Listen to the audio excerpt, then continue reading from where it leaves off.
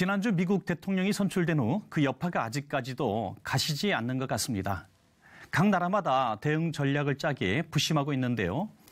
오늘 이슈를 보는 창에서는 미국 뉴욕주 변호사이고 월포스 아카데미 대표이신 이태희 변호사와 함께 미국 대선 분석과 이후의 영향에 대해서 자세한 말씀 나눠보겠습니다.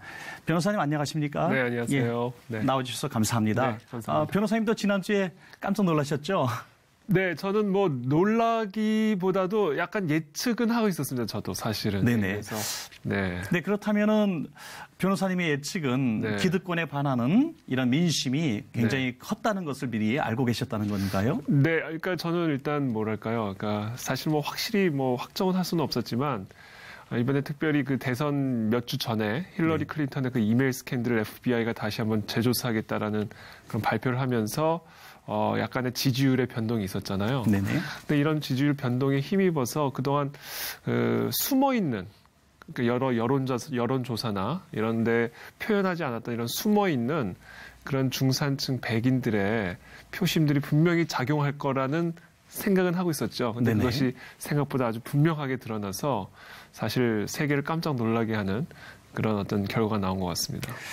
네, 뭐 한국의 정치 상황도 항상 그렇습니다만은 이번에 미국의 이런 결과를 볼 때에 네. 정말 지금 말씀하신 대로 평소에 말을 하고 있지 않았던 잠재적인 많은 미국인들이 네. 그 기득권에 대한 굉장한 반발심을 갖고 있었다 이렇게 보여집니다. 기득권에 대한 반발심도 있었겠지만 네. 무엇보다 그 여러 그 이민자들, 그 무슬림이나 특별히 그 남미 지역의 멕시코 이민자들이 들어와서 중산층의 백인들이 그동안 가지고 있었던 여러 직장 또는 말씀하신 그런 기득권들이 많이 뺏겼다라는 그런 피해 의식이 상당하게 있는 것 같습니다. 그래서 네네. 그런 것들을 이번에 그 트럼프가 아주 정확하게 공략을 잘 한 것 같고요. 네.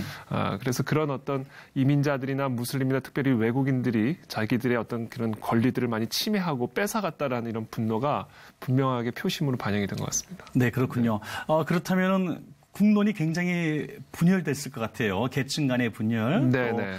그런데 우리 기독교인의 관점에서 볼 때 네. 뭔가 또 이렇게 길을 제시해 줘야 되는데 굉장히 고민이 많았을 것 같습니다. 그러니까 지금 우리 대한민국도 그렇고 미국도 그렇고 전 세계적으로 이런 계층 간의 갈등, 인종 간의 갈등, 특히 또 뭐 이번에는 요사이는 이성애자와 성소수자 간의 갈등, 네네. 여러 가지 이슈들을 가지고 너무 극명하게 사실 대결 구도로 가는 그런 경향들이 보이고 있는 것 같아요. 그래서 그런 그런 갈등 구조 속에서 그리스도인들의 책임이 특별히 정치적, 사회적 책임이 막중한 시대가 아닌가 더 그런 요구가 되어지는 시대가 아닌가라는 생각이 듭니다. 네, 그렇군요. 네. 교회 내에서도 지도자들이 이렇게 양분이 된 것 같아요. 네. 특별히 보수주의 지도자들은 트럼프를 지원했다, 또 지지했다 이런 이야기들이 공공연하게 나오고 있는데 어떻게 보셨습니까?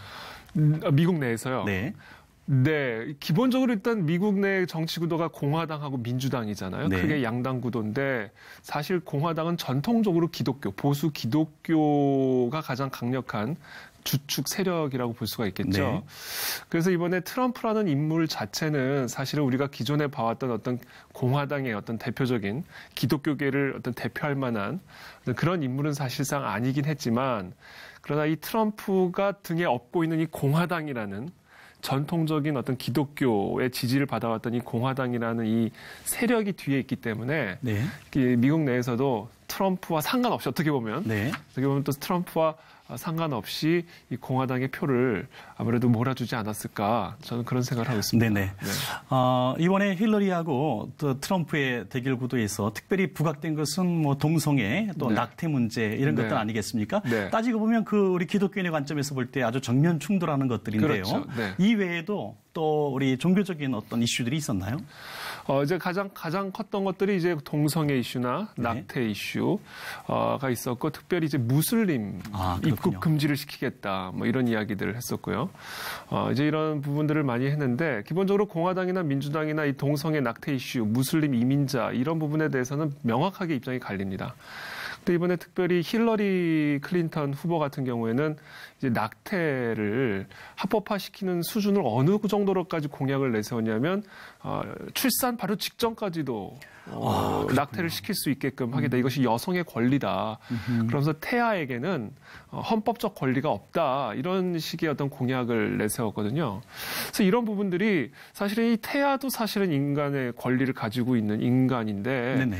어떤 여성의 인권, 그렇죠? 아이를 출산하지 않을 수 있는 어떤 여성의 인권을 태아의 인권보다 더 강조하는 모습들을 보여주면서 그럼 태아의 아기는 사람이라고 보지 않는 거죠? 그렇죠. 기본적으로 그런 거죠. 네. 네, 죽여도 상관이 없다라는 그런 어떤 관점을 가지고 있었거든요. 그래서 이런 모습들이 사실은 이 기독교, 미국 내에 있던 여러 보수적인 기독교인들에게는 정말 이거는 납득할 수 없고 용납할 수 없는 어떤 그런 부분이지 않았을까라는 생각이 듭니다. 예.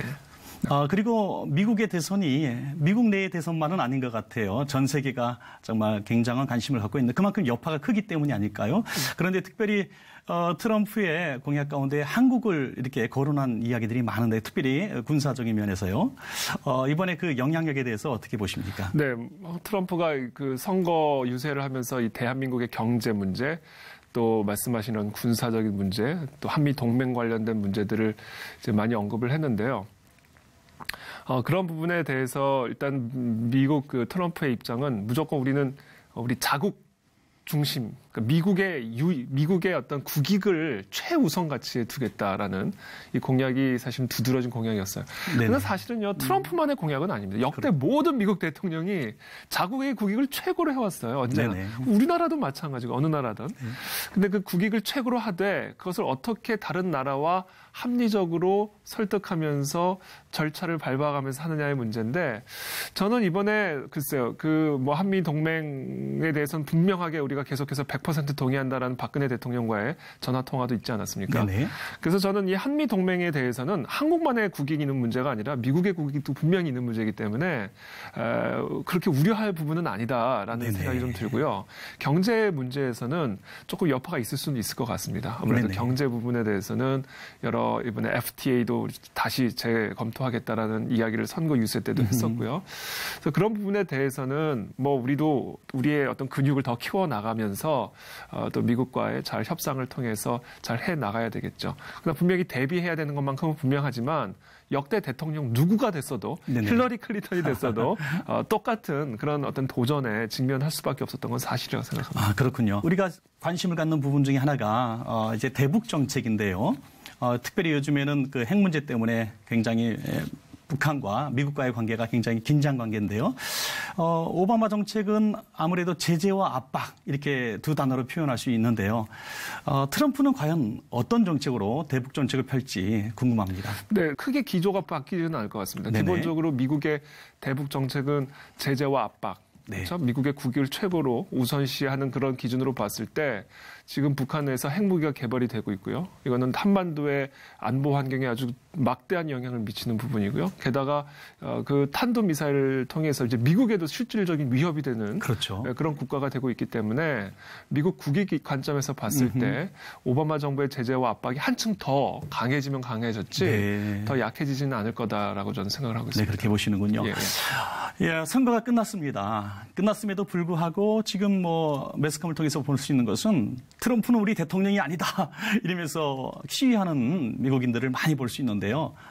정말 선거 끝난 이 후유증, 국론이 분열되고 민심이 정말 갈라져 있는 이 민심을 정말 트럼프가 어떻게 수습해낼지 궁금합니다. 네, 쉽지는 않겠죠. 네. 근데 그건 트럼프, 그러니까 대통령 당선자만의 노력으로는 안 될 것 같아요. 네네. 분명히 민주적인 절차에 의해서 합법적으로 당선된 대통령을 민주주의라는 이름으로 다시 끌어내리겠다? 이거는 사실은 나만의 어떤 민주주의인 거잖아요. 그래서 정말 네네. 그런 모습은 미국이라는 민주주의의 참 모델이 되어왔던 그런 나라에 사실은 걸맞지 않은 모습이라고 저는 지금 보고 있고요. 그렇군요. 그래서 이런 부분에 대해서 물론 트럼프 대통령 당선자가 이런 갈등을 화합하고 봉합하기 위해서 노력도 해야겠지만 미국 국민 스스로 이런 부분들을 성숙하게 네. 정말 내가 원하는 대통령이 아닐지라도 정말 민주적인 절차에 의해서 미국 국민들이 뽑은 대통령이기 때문에 네. 일단 적어도 4년은 기회를 줄 수밖에 없는 네네. 그런 어떤 성숙한 시민의식도 동시에 필요하지 않을까 저는 그렇게 봅니다. 네. 네. 정말 미국도 그렇고 한국도 그렇고 지금 정치적으로 경제적으로 요동이 치는 것 같습니다. 이런 네. 때에 정말 우리 그리스도인들이 또 교회가 정말 올바른 방향을 제시하는 이런 모습들이 나왔으면 참 좋겠습니다. 변호사님 오늘 귀한 시간 내주셔서 대단히 고맙습니다. 네, 감사합니다.